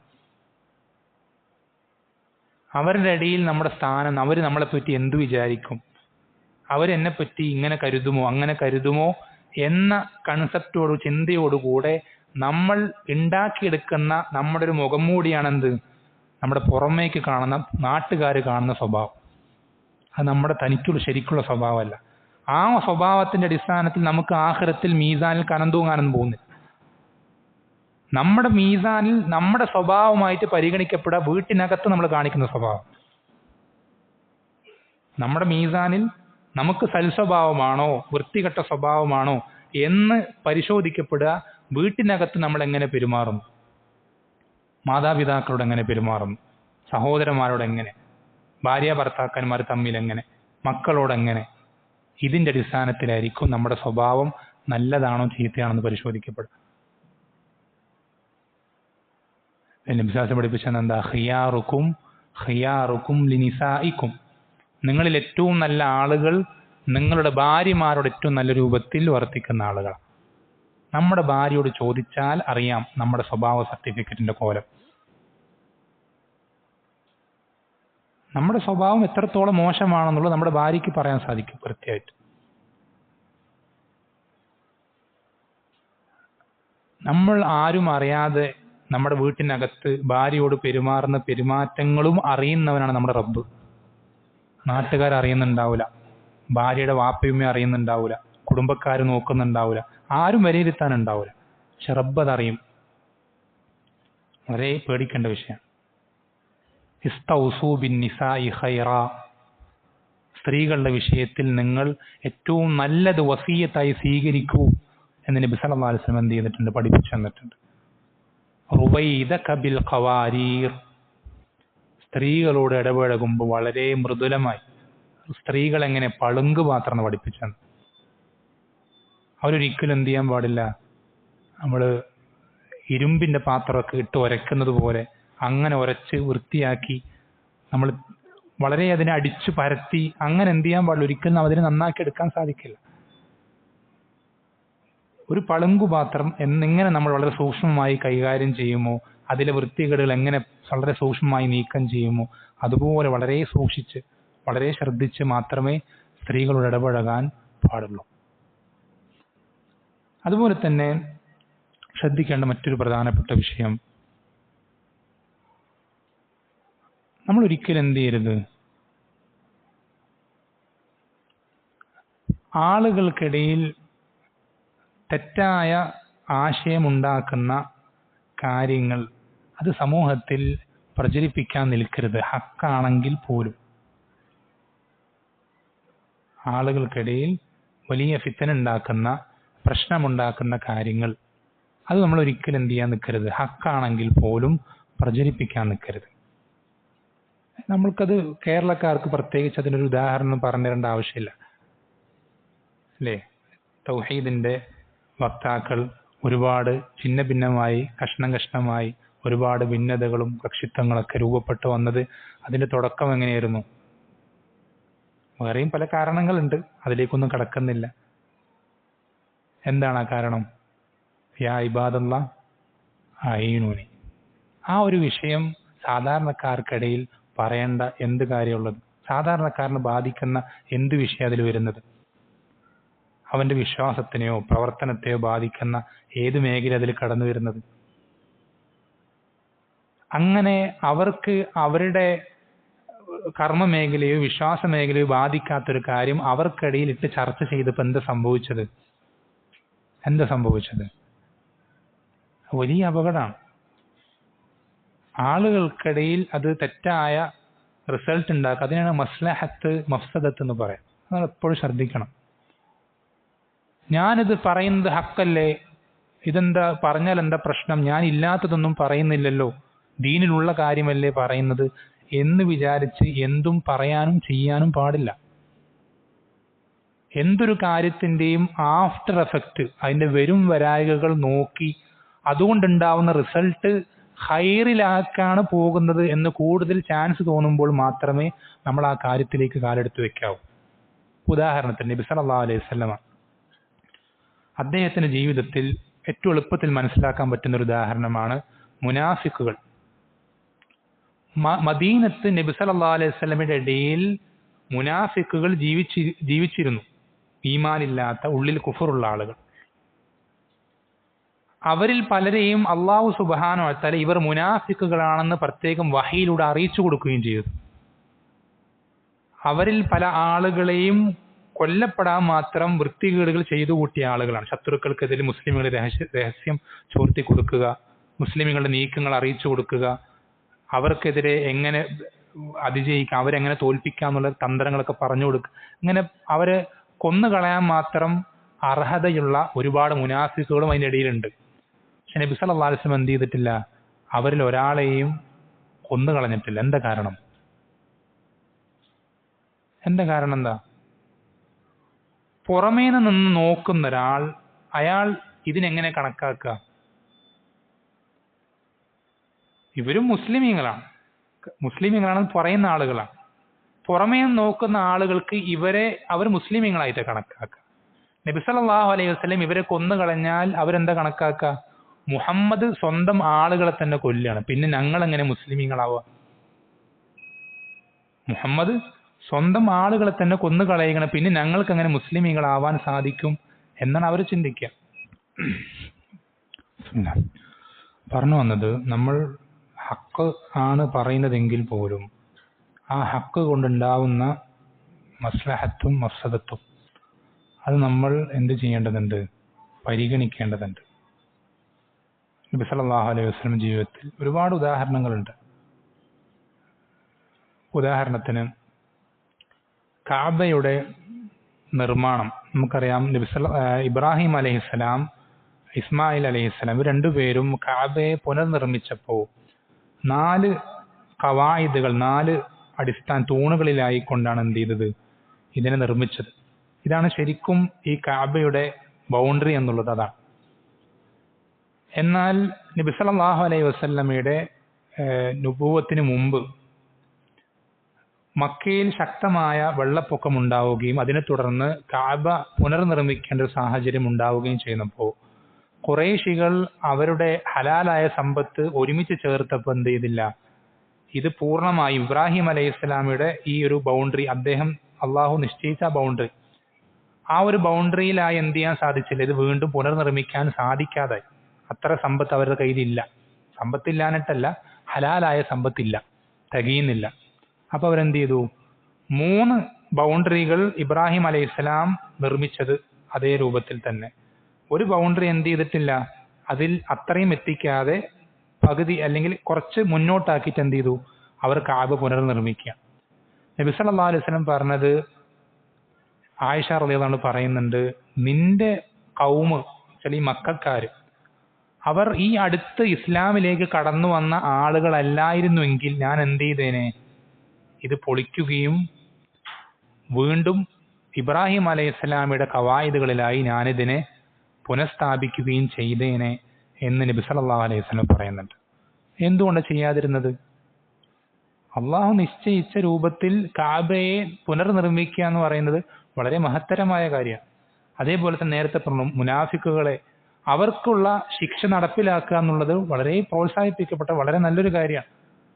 ഹക്കായിരുന്നിട്ട് കൂടെ അത് ഹക്കാണെന്ന് ഏറ്റവും ഉറപ്പ് പറയാൻ യോഗ്യനായ വ്യക്തി അള്ളാഹുവിന്റെ റസൂൽ സല്ലല്ലാഹു അലൈഹി വസല്ലം. എന്നിട്ട് പോലും നബി സല്ലല്ലാഹു അലൈഹി വസല്ലം ആ ഹക്ക് എന്ത് ചെയ്തിട്ടില്ല, അവിടെ നടപ്പിലാക്കുന്നില്ല. നിങ്ങൾക്കൊക്കെ അറിയുന്ന ഒരു ഹദീസാണെന്ത്, നബി സല്ലല്ലാഹു അലൈഹി വസല്ലമ സ്വഹാബത്തിന്റെ കൂടെ നിന്ന് പെട്ടെന്ന് എന്ത് ചെയ്തു, എങ്ങോട്ടോ പോയി. സ്വഹാബത്ത് ആകെ വെപ്രാളത്തിൽ ബേജാറില്ലായി. നബി സല്ലല്ലാഹു അലൈഹി വസല്ലം കുറെ നേരമായിട്ടും കാണുന്നില്ല. അപ്പോ അബൂ ഹുറൈറ റളിയല്ലാഹു അൻഹു അന്വേഷിച്ച് എന്ത് ചെയ്തു, ഒരു തോട്ടത്തിന്റെ വേലിന്റെ അടിയിൽ കൂടെയൊക്കെ ഊഴ്ന്നിറങ്ങി എങ്ങനെയൊക്കെ എന്ത് ചെയ്തു, ഒരു തോട്ടത്തിനുള്ളിലേക്ക് എത്തിയപ്പോൾ അവിടെ നബി സല്ലല്ലാഹു അലൈഹി വസല്ലം എന്ത് ചെയ്യുന്നുണ്ട്, അവിടെ തോട്ടത്തിന്റെ മതിലും ചാരി ഇങ്ങനെ ഇരിക്കുന്നുണ്ട്. അപ്പൊ നബി സല്ലല്ലാഹു അലൈഹി വസല്ലം കണ്ടപ്പോൾ അബൂ ഹുറൈറ റളിയല്ലാഹു അൻഹു ആശ്വാസമായി. എന്നിട്ട് അബൂ ഹുറൈറ റളിയല്ലാഹു അൻഹു പറഞ്ഞു, അള്ളാഹുവിന്റെ റസൂലെ, താങ്കളെ കാണാതെ എല്ലാവരും വെപ്രാളത്തിലാണ്, ബേജാറിലാണ്. അപ്പൊ നബി സല്ലല്ലാഹു അലൈഹി വസല്ലം ചെരുപ്പ് എന്ത് ചെയ്തു, അബൂ ഹുറൈറ റളിയല്ലാഹു അൻഹുവിന്റെ കയ്യിൽ കൊടുത്തിട്ട് പറഞ്ഞു, എന്ത് ചെയ്തോളാൻ, ഇനി ഈ മതിലിനപ്പുറം നീ ആരെ കണ്ടാലും അവർ ലാ ഇലാഹ ഇല്ലല്ലാഹ് ഷഹാദത്ത് പറയുന്ന ആളുകളാണെങ്കിൽ അവർക്ക് സ്വർഗമുണ്ട് എന്ന് നീ സന്തോഷ വാർത്ത അറിയിച്ചോളം പറഞ്ഞു. ലാ ഇലാഹ ഇല്ലല്ലാഹ് അംഗീകരിക്കുന്ന ആളാണെങ്കിൽ അവർക്ക് സ്വർഗമുണ്ട് എന്ന് സന്തോഷ വാർത്ത അറിയിക്കാൻ ഈ ചെരുപ്പുമായിട്ട് പറഞ്ഞയക്കാം. അബൂ ഹുറൈറ റളിയല്ലാഹു അൻഹു ഈ തോട്ടത്തിന്റെ അപ്പുറത്തേക്ക് എത്തിയപ്പോൾ ആദ്യം കാണുന്ന ഉമർ ബിൻ ഖത്താബ് റളിയല്ലാഹു അൻഹു. ഉമർ ബിൻ ഖത്താബ് റളിയല്ലാഹു അൻഹു കണ്ടപ്പോൾ അബൂ ഹുറൈറ റളിയല്ലാഹു അൻഹു എന്ത് ചെയ്യണം, നബി സല്ലല്ലാഹു അലൈഹി വസല്ലം കൽപ്പിച്ചതുപോലെ ആരെങ്കിലും ലാ ഇലാഹ ഇല്ലല്ലാഹ് അംഗീകരിക്കുന്നുണ്ടെങ്കിൽ അവന് സ്വർഗമുണ്ടെന്ന് പറയും. നബി സല്ലല്ലാഹു അലൈഹി വസല്ലം പഠിപ്പിച്ചത് നടപ്പിലാക്കണം. ഉമർ ബിൻ ഖത്താബ് ഇത് കേട്ടതും, ഉമർ ബിൻ ഖത്താബ് ഇത് ഒരിക്കലും നബി സല്ലല്ലാഹു അലൈഹി വസല്ലം പറഞ്ഞതാണെന്ന് അറിഞ്ഞിട്ടില്ല. അബൂ ഹുറൈറ സംസാരിച്ചതായിട്ടാണ് അദ്ദേഹം മനസ്സിലാക്കിയത്. നബി സല്ലല്ലാഹു അലൈഹി വസല്ലം കൽപ്പിച്ചിട്ടാണ് അബൂ ഹുറൈറ പറഞ്ഞതെന്ന് അദ്ദേഹത്തിന് മനസ്സിലായിട്ടില്ല. ഇത് കേട്ടത് ഉമർ ബിൻ ഖത്താബ് നെഞ്ചത്തേക്ക് ഒരൊറ്റ അടി കൊടുത്തു. അതങ്ങനെ പെട്ടെന്ന് പ്രതികരിക്കുന്ന പ്രകൃതമാണല്ലോ. ആ അടിയുടെ പവർ കാരണത്താൽ അബൂ ഹുറൈറ തെറിച്ചു പോയിട്ട് നിലത്ത് ഇരിപ്പിടം കുത്തി വീണു എന്നാ. അദ്ദേഹത്തിന് കണ്ണിന്നൊക്കെ വെള്ളം വന്നു. അപ്പൊ അബൂ ഹുറൈറ ചെരുപ്പ് കാണിച്ചിട്ട് പറഞ്ഞെന്താ, അള്ളാഹുവിന്റെ റസൂൽ സല്ലല്ലാഹു അലൈഹി വസല്ലം എന്നോട് കൽപ്പിക്കാൻ പറഞ്ഞ, എന്നോട് ഇങ്ങനെ പറയാൻ പറഞ്ഞതാണെന്ന് പറഞ്ഞു. അപ്പൊ ഉമർ റളിയല്ലാഹു അൻഹു അബൂ ഹുറൈറയെ കൂട്ടിയിട്ട് എന്ത് ചെയ്യണം, നബി സല്ലല്ലാഹു അലൈഹി വസല്ലം അടുക്കലേക്ക് പോവാണ്. എന്നിട്ട് പറയാണ്, അള്ളാഹുവിന്റെ റസൂലെ, അങ്ങനെ പറയാൻ പറയരുത്, ജനങ്ങൾക്കിടയിൽ അങ്ങനെ വിളംബരം ചെയ്യരുത്. എന്താണ്, അത് ഹക്കല്ലാത്തോണ്ടല്ല. ഒരാൾ തൗഹീദിന്റെ ആളാണെങ്കിൽ അയാൾക്ക് സ്വർഗമുണ്ട്, ഉറപ്പ് തന്നെയാണ്. പക്ഷെ ഈ ഒരു കാര്യം വിളംബരം ചെയ്തു കഴിഞ്ഞാൽ, ജനങ്ങൾക്കിടയിൽ അത് പരസ്യമായിട്ട് ഉറക്കെ പ്രഖ്യാപിച്ചു കഴിഞ്ഞാൽ എന്തുണ്ടാവുക, ലാ ഇലാഹ ഇല്ലല്ലാഹ് പറഞ്ഞ എല്ലാവരും പിന്നെ ഒരു അമലും ചെയ്യാതെ മിണ്ടാതിരിക്കും. നിസ്കരിക്കൂല, മറ്റുള്ള കാര്യങ്ങളൊന്നും ഏർപ്പെടൂല, ദീൻ പഠിക്കൂല, ഒന്നും ചെയ്യൂല. കാരണം എന്താ, ലാ ഇലാഹ ഇല്ലല്ലാഹ് അംഗീകരിച്ചിട്ടുണ്ടെങ്കിൽ അവന് സ്വർഗമുണ്ട് എന്ന്. അതിന്റെ തെറ്റായ അർത്ഥം ജനങ്ങൾ മനസ്സിലാക്കിയേക്കും. ആ പറയുന്ന കാര്യം ഹക്കായിട്ടുകൂടെ അതിൽ നിന്ന് തെറ്റായ അർത്ഥം ജനങ്ങൾ മനസ്സിലാക്കി തെറ്റായ റിസൾട്ട് ഉണ്ടാകുമെങ്കിൽ ആ ഹക്ക് പറയരുത്, ആ ഹക്ക് പറയരുത്. വളരെ ശ്രദ്ധിക്കേണ്ട വിഷയമാണ്. അപ്പൊ നമ്മൾ പറയുന്ന കാര്യം ഹക്കാണ് എന്നുള്ളത് കൊണ്ട് മാത്രമായില്ല, അത് ജനങ്ങൾക്കിടയിൽ എന്ത് റിസൾട്ടാണ് ഉണ്ടാക്കുക, അതുകൂടി നമ്മൾ ചിന്തിക്കണം. അതുകൂടെ നമ്മൾ എന്ത് ചെയ്യണം, ചിന്തിക്കേണ്ട വിഷയമാണ്. പലപ്പോഴും നമ്മളൊക്കെ ഒരു എന്താ പറയുക, പ്രത്യേകിച്ച് ചെറുപ്പക്കാരൊക്കെ ഒരു ആവേശ കമ്മിറ്റിക്കാരാണ്. ഹക്കാണെന്ന് മനസ്സിലാക്കണം, പിന്നെ ഇതൊക്കെ ആരെ പേടിക്കണം, എന്തിനു പേടിക്കണം, ഇതൊക്കെ ഒന്നും നോക്കേണ്ട ആവശ്യമില്ല, എന്തും വിളിച്ചു പറയാം, എന്തും തുറന്നു പറയാം. എന്നിട്ട് എന്താ പറയാ, സോഷ്യൽ മീഡിയ പ്രൊഫൈലുകളിലൊക്കെ ഒരുപാട് ഫോളോവേഴ്സൊക്കെ ഉള്ള ആളുകളായിരിക്കും. അവരെന്ത് ചെയ്യും, അവൻ അറിഞ്ഞ കാര്യം അങ്ങനെ തന്നെ പബ്ലിക്കായിട്ട് പോസ്റ്റ് ചെയ്യും. അവൻ പറയുന്നത് ഹക്കായിരിക്കും, പക്ഷേ അതുകൊണ്ടുണ്ടാവുന്ന റിസൾട്ടുകൾ, ആഫ്റ്റർ എഫക്റ്റുകൾ വളരെ തെറ്റായ അനന്തരഫലങ്ങളായിരിക്കും. അതൊക്കെ നമ്മൾ നോക്കണം, അതൊക്കെ നമ്മൾ പരിഗണിക്കേണ്ടതുണ്ട്. അവസാനിപ്പിക്കുകയാണ്. ഒന്ന് രണ്ട് കാര്യങ്ങൾ പറഞ്ഞിട്ട് വേഗം അവസാനിപ്പിക്കാം. മറ്റൊരു പ്രധാനപ്പെട്ട വിഷയം എന്നുള്ളത് നമ്മൾ ശ്രദ്ധിക്കേണ്ടത്,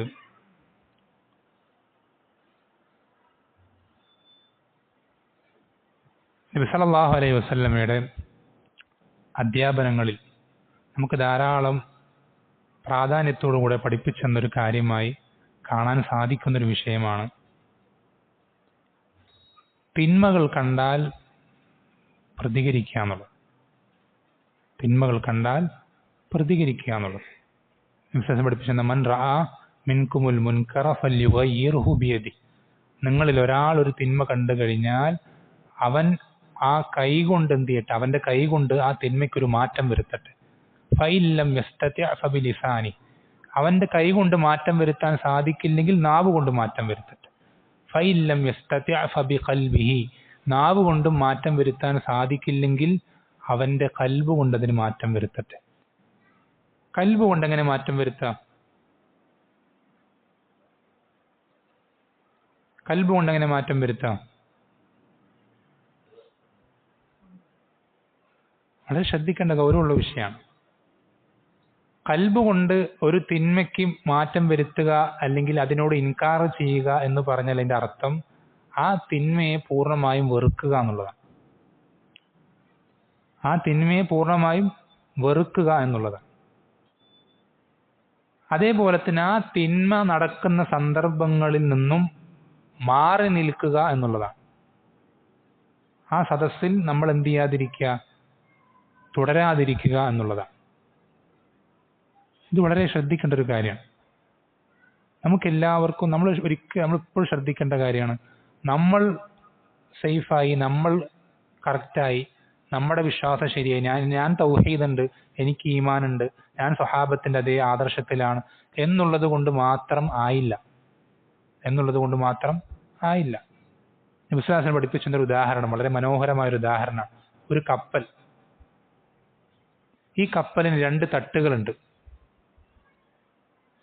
ഈ കപ്പൽ സമുദ്രത്തിലൂടെ പോയിക്കൊണ്ടിരിക്കുകയാണ്, സഞ്ചരിച്ചുകൊണ്ടിരിക്കുകയാണ്.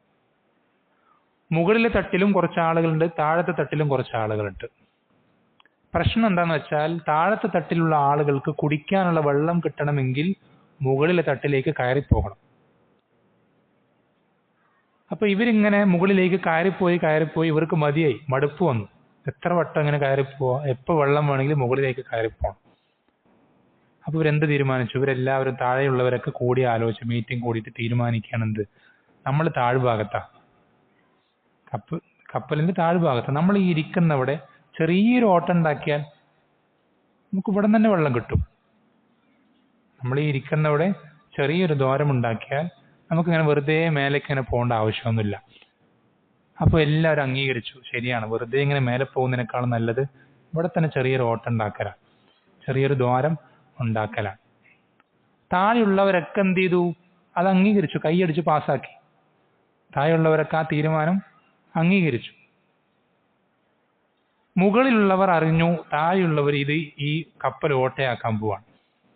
അപ്പൊ മുകളിലുള്ളവർ പറയാ, താഴെയുള്ളവരല്ലേ ഓട്ടയാക്കിക്കോൾ, താഴെയുള്ളവർ ഓട്ടയായിക്കോട്ടെ, നമ്മൾ മുകളിലല്ലേ, എന്താ പ്രശ്നം എന്നവർ പറഞ്ഞാൽ എന്തായിരിക്കും അവസ്ഥ? ഇതേപോലെയാണ് നമ്മൾ, എൻ്റെ വിശ്വാസം ശരിയാണ്, എൻ്റെ ആദർശം ശരിയാണ്, അവരെന്തെങ്കിലുമൊക്കെ ആയിക്കോട്ടെ എന്ന രൂപത്തിൽ നമുക്ക് ഒരു തിന്മ കണ്ടിട്ട് കണ്ടില്ല കേട്ടില്ലെന്ന് നടിക്കാൻ പാടില്ല. ഒരു തിന്മ കണ്ടു കഴിഞ്ഞാൽ നമുക്കതിനോട് എങ്ങനെയാണോ പ്രതികരിക്കാൻ സാധിക്കുക അങ്ങനെ അതിന്റെ മാക്സിമം പ്രതികരിക്കുക എന്നുള്ളത് നിർബന്ധമാണ്. നമ്മുടെ വീട്ടിലാണെങ്കിൽ, നമുക്ക് അധികാരമുള്ള സ്ഥലങ്ങളാണെങ്കിൽ കൈകൊണ്ട് തന്നെ തടയണം. ഇപ്പൊ നമ്മുടെ മകളുടെ നിക്കാഹാണ്. നിക്കാഹിന് എന്ത് ചെയ്തിട്ടുണ്ട്? ഈ മ്യൂസിക്കിന്റെ ഇൻസ്ട്രുമെന്റ്സ് ഒക്കെ എന്ത് ചെയ്തിട്ടുണ്ട്? അവിടെ സദസ്സിൽ മുഴങ്ങുന്നുണ്ട്. അതുപോലെ തന്നെ മറ്റു പല കാര്യങ്ങളും, ഡാൻസും മറ്റൊരുപാട് കാര്യങ്ങളൊക്കെ അവിടെ അരങ്ങേറുന്നുണ്ട്. നമ്മൾ പെണ്ണിന്റെ ഉപ്പയാണ്, നമ്മൾ ഇതൊക്കെ കണ്ടിട്ട് മിണ്ടാതിരിക്കുക, അത് പാടില്ല, തെറ്റാണ്. ഇനിയിപ്പോ നമുക്ക് കൈ കൊണ്ട് തടയാൻ സാധിക്കാത്തൊരവസ്ഥ, നമ്മൾ പെണ്ണിന്റെ ഉപ്പയല്ല, പക്ഷെ പെണ്ണിന്റെ അടുത്ത ബന്ധുവാണ്, അല്ലെങ്കിൽ നമ്മുടെ ഏറ്റവും അടുത്ത ഒരാളുടെ ഒരു റിലേറ്റീവിന്റെ കല്യാണമാണെങ്കിൽ നാവ് കൊണ്ടത് പറയണം.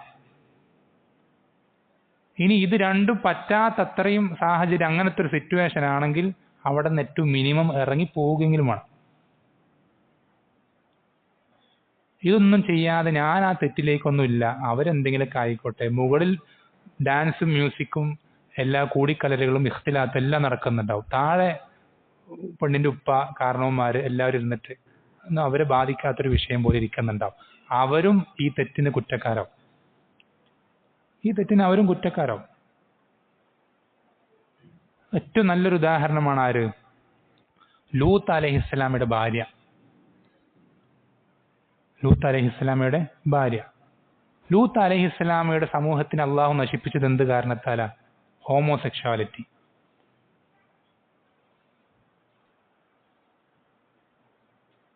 ആണും പെണ്ണും പെണ്ണും. നമ്മൾ ശ്രദ്ധിക്കേണ്ടത്, ഈ ഒരു കാര്യത്തിന് അള്ളാഹു സുബ്ഹാനഹു ലൂത്ത് അലൈഹിസ്സലാമയുടെ സമൂഹത്തെ നശിപ്പിക്കുമ്പോൾ ആ ശിക്ഷ അവതരിപ്പിച്ചതിൽ, ആ ശിക്ഷ ഏൽപ്പിച്ചതിൽ ആരും അടങ്ങിയിട്ടുണ്ടായിരുന്നു? ലൂത്ത് അലൈഹിസ്സലാമയുടെ ഭാര്യയും അടങ്ങിയിട്ടുണ്ടായിരുന്നു. ആ ശിക്ഷ ലഭിക്കുമ്പോൾ ആ ഒരു സമയത്ത് ആ സ്ഥലത്ത് ലൂത്ത് അലൈഹിസ്സലാമയുടെ ഭാര്യയുണ്ട്. ലൂത്ത് അലൈഹിസ്സലാമയുടെ ഭാര്യ ഈ രൂപത്തിലുള്ള വൃത്തികേടിൽ ഏർപ്പെടുന്നൊരു പെണ്ണായിരുന്നോ? ആയിരുന്നോ? അല്ല, ഒരിക്കലല്ല. ഒരു നബിമാരുടെ ഭാര്യയും ഒരു വൃത്തികേടുകളും വ്യഭിചാരത്തിനും പോലത്തെ ഒരു വൃത്തികേടുകളിലും അവരേർപ്പെട്ടിട്ടില്ല, ഒരു നബിയുടെ ഭാര്യ. മറിച്ച് അവരെ ആ ശിക്ഷയിൽ അള്ളാഹു സുബ്ഹാനഹു ഉൾപ്പെടുത്താനുള്ള കാരണം എന്താ? അവർക്ക് ആ ശിക്ഷ ഒരു പ്രശ്നമുള്ള, അവർക്ക് ആ ഒരു തിന്മ പ്രശ്നമുള്ളൊരു കാര്യമായിരുന്നില്ല. അവരങ്ങനെ ചെയ്തോട്ടെ, നമ്മളത് ചെയ്യാൻ നിൽക്കണ്ട. അവരത് ചെയ്തോട്ടെ, നമ്മളത് ചെയ്യാൻ നിൽക്കണ്ട. ഈ ഒരു മെന്റാലിറ്റി നമുക്ക് എന്ത് ചെയ്യാൻ പാടില്ല? ഒരു തിന്മയോട് ഉണ്ടാകാൻ പാടില്ല. ഒരു തിന്മയോടും ഉണ്ടാകാൻ പാടില്ല. എന്നാൽ ഇന്ന് പഠിപ്പിക്കപ്പെടുന്നതും സമൂഹത്തിൽ പ്രചരിപ്പിക്കപ്പെടുന്നതൊക്കെ നേരെ തിരിച്ചാണ്. ആരും മറ്റുള്ളവരുടെ കാര്യത്തിൽ ഇടപെടാൻ പോകേണ്ടതില്ല, എല്ലാവരും അവരവരുടെ കാര്യവുമായിട്ട് മുന്നോട്ട് പോയിക്കോട്ടെ എന്ന ഒരു അവസ്ഥയിലേക്കാണ് എന്ത് ചെയ്യുന്നത്? ആളുകൾ സമൂഹത്തെ കൊണ്ടുപോകുന്നത്. അപ്പം ഇതൊരിക്കലും ഒരു മുസ്ലിമിന് ചേർന്ന കാര്യമല്ല. അവസാനമായിട്ട് പറയട്ടെ, സമയമായിട്ടുണ്ട്. നമ്മൾ ഈ പറഞ്ഞ കാര്യങ്ങളൊക്കെ, ഇതൊക്കെ നിങ്ങൾ പലപ്പോഴും മുമ്പും കേട്ടിട്ടുള്ള കാര്യങ്ങൾ തന്നെയായിരിക്കും, പുതിയ കാര്യങ്ങളൊന്നുമല്ല.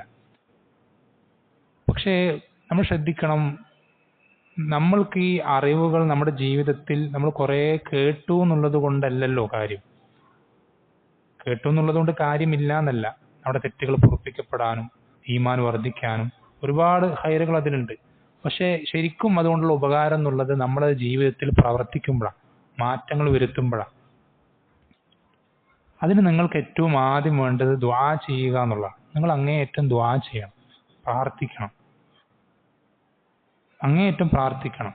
ഇഹ്ദിന സിറാത്തൽ മുസ്തഖീം എന്ന പ്രാർത്ഥന, അത് എൻ്റെ ജീവിതത്തിൽ റബ്ബ് എനിക്ക് ഏറ്റവും ചുരുങ്ങിയത് 17 തവണ ആവർത്തിച്ച് പ്രാർത്ഥിക്കാൻ നിശ്ചയിച്ചു തന്നത് ഞാൻ ആ പ്രാർത്ഥനയിലേക്ക് അത്രയധികം ആവശ്യക്കാരനാണ് എന്നുള്ള ചിന്തയോടുകൂടെ, മനസാന്നിധ്യത്തോടുകൂടെ റബ്ബിനോട് മനസ്സുരുകി തന്നെ എന്ത് ചെയ്യണം? കണ്ണുകൾ നിറഞ്ഞുകൊണ്ട് തന്നെ റബ്ബിനോട് ഇഹ്ദിന സിറാത്തൽ മുസ്തഖീം എന്ന് ആവർത്തിച്ച് നമ്മൾ പ്രാർത്ഥിക്കണം. അതേപോലെ തന്നെ അതിനുശേഷം സിറാത്തല്ലദീന അൻഅംത അലൈഹിം എന്ന് അള്ളാഹു പഠിപ്പിച്ചെന്ന സിദ്ദീഖീങ്ങളും ശുഹദാക്കളും സാലിഹീങ്ങളും നബിമാരും അവരുടെ ചരിത്രം നമ്മൾക്ക് അവരെ പിൻപറ്റണമെങ്കിൽ നമ്മൾ സലഫി എന്നാ പറയാം. നമ്മളെ പരിചയപ്പെടുത്താൻ ഞാൻ സലഫിയാണെന്ന. സലഫുകളെ പിൻപറ്റുന്നവനാണ് സലഫി. നമുക്ക് സലഫുകൾ ആരാന്ന് പോലും അറിയില്ല, പിന്നെ നമ്മളെങ്ങനെ സലഫിയാവാം? ഇപ്പൊ ഇരിക്കുന്ന ആളുകളിൽ സ്വർഗം കൊണ്ട് സന്തോഷ വാർത്ത അറിയിക്കപ്പെട്ട 10 സ്വഹാബികളുടെ പേര് പറയാൻ പറ്റുന്ന എത്ര ആൾക്കാരുണ്ട്? ഒരാള്. ബാക്കി ആരും സലഫികളല്ലേ?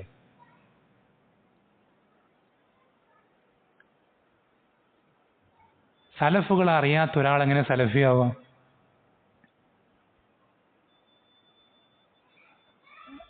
നമ്മളുടെ ഏറ്റവും വലിയ പ്രശ്നം അവിടെയാണ്. നമുക്ക് ഇന്ത്യൻ ക്രിക്കറ്റ് പ്ലേയേഴ്സിനെ അറിയാം, പ്ലേയിങ് 11 അറിയാം. ഇപ്പം ഈ അടുത്ത് വേൾഡ് കപ്പിൽ പുതിയ ടീം സെലക്ട് ചെയ്തു, ഇന്നലെയോ മിന്നാണ്. അതിലാരൊക്കെയാണ് വിക്കറ്റ് കീപ്പർ, ആരൊക്കെയാണ് ക്യാപ്റ്റൻ, ആരൊക്കെയാണ് ബോളേഴ്സ്, അതിൽ സ്പിൻ ആരൊക്കെയാണ്, സ്പീഡ് ആരൊക്കെയാണ്, ഇടത്തെ ലെഫ്റ്റ് ബാറ്റ്സ്മാൻ ആരാണ്, റൈറ്റ് ബാറ്റ്സ്മാൻ ആരാണ്, സബ്സ്റ്റിറ്റ്യൂഷൻ ആരാണ്, എല്ലാം അറിയാം. നമ്മുടെ മക്കൾക്കറിയാം. പക്ഷേ സ്വഹാബത്തിൽപ്പെട്ട 10 പേരെ ചോദിച്ചാൽ ഏറ്റവും മാക്സിമം പറയാം ഖുലഫാ റാഷിദീൻ 4 പേര് പറയും, പിന്നെ സ്റ്റോപ്പ് ആവും. നമ്മുടെ കൗമിൻ്റെ അവസ്ഥയാണ്. എന്നിട്ട് പേരിന് പറയാ സലഫിയാണെന്ന് പറയും. നമ്മളെങ്ങനെയാണ് സലഫിയാവുക? നമുക്ക് സലഫുകളെ പറ്റി അറിയാതെ ഒരിക്കലും പൂർണ്ണമായ സലഫിയാവാൻ കഴിയില്ല, ഒരിക്കലും കഴിയില്ല. സലഫുകളെ പറ്റി അറിഞ്ഞ് അവരുടെ പാതയിൽ സഞ്ചരിക്കുന്നവനാണ് സലഫി. ഒരാൾക്ക് സലഫുകളെ പറ്റി അറിയില്ലെങ്കിൽ അവൻ എങ്ങനെ സലഫിയാവും?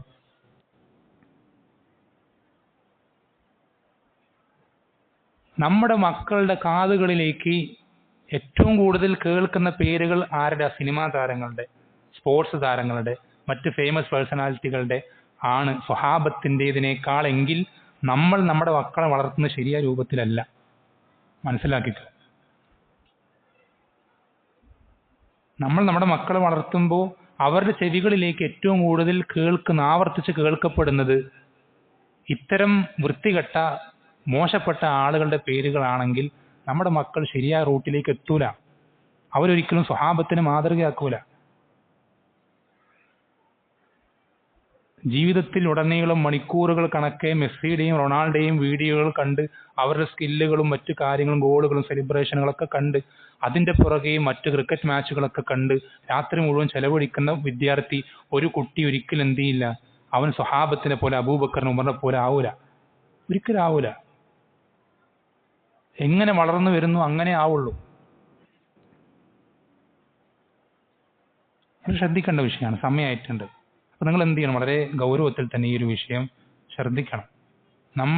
നമ്മൾ ഈ പറയുന്ന വാക്ക് അത് സത്യസന്ധമായി തന്നെ പറയുന്നവരാകാൻ നമ്മൾ പരമാവധി ശ്രദ്ധിക്കണം. അതിന് നമ്മൾ എന്ത് ചെയ്യണം? നമ്മുടെ മുൻഗാമികളെ നമ്മൾ പരമാവധി അറിയാനും അവരുടെ ജീവിതത്തെ അടുത്തറിയാനും മനസ്സിലാക്കാനും പഠിക്കാനൊക്കെ നമ്മൾ ഓരോരുത്തരും തയ്യാറാവണം. അള്ളാഹു സുബ്ഹാനഹു വ തആല എന്ത് ചെയ്യട്ടെ നമുക്ക് എല്ലാവർക്കും ശരിയായ തൗഹീദിന്റെയും അതുപോലെ തന്നെ സ്വഹാബത്തിന്റെ മനഹജിന്റെയും ഒക്കെ വക്താക്കളായി അത് ജീവിതത്തിൽ ശരിക്ക് പ്രാവർത്തിക വാക്കുകളിലോ അവകാശവാദങ്ങളിലോ അല്ല, ആരെങ്കിലും തോൽപ്പിച്ച് കാണിക്കാനോ എന്തെങ്കിലും കാണിച്ചു കൂട്ടാനോ അല്ല, ശരിക്ക് ജീവിതത്തിൽ അത് നടപ്പിലാക്കി പ്രാവർത്തികമാക്കി അങ്ങനെ റബ്ബ് സുബ്ഹാനഹു വ തആലയെ കണ്ടുമുട്ടുകയും അങ്ങനെ റബ്ബ് സുബ്ഹാനഹു വ തആല സ്വഹാബത്തിന് എങ്ങനെ തൃപ്തിപ്പെട്ടോ അതുപോലെ തന്നെ നമ്മളെയും റബ്ബ് സുബ്ഹാനഹു വ തആല തൃപ്തിപ്പെടുവാൻ റബ്ബ് സുബ്ഹാനഹു വ തആല നാം ഓരോരുത്തരെയും സഹായിക്കുമാറാവട്ടെ. അതിനിത്തരം സംസാരങ്ങൾ സബബുകളാക്കി തീർക്കുമാറാവട്ടെ. വസല്ലല്ലാഹു വസല്ലം അലാ നബീന മുഹമ്മദിൻ വൽഹംദുലില്ലാഹി റബ്ബിൽ ആലമീൻ. സുബ്ഹാനക അല്ലാഹു ബിഹംദിക അഷ്ഹദു അൻ ലാ ഇലാഹ ഇല്ലാ അൻത അസ്തഗ്ഫിറുക വഅത്തൂബു ഇലൈക.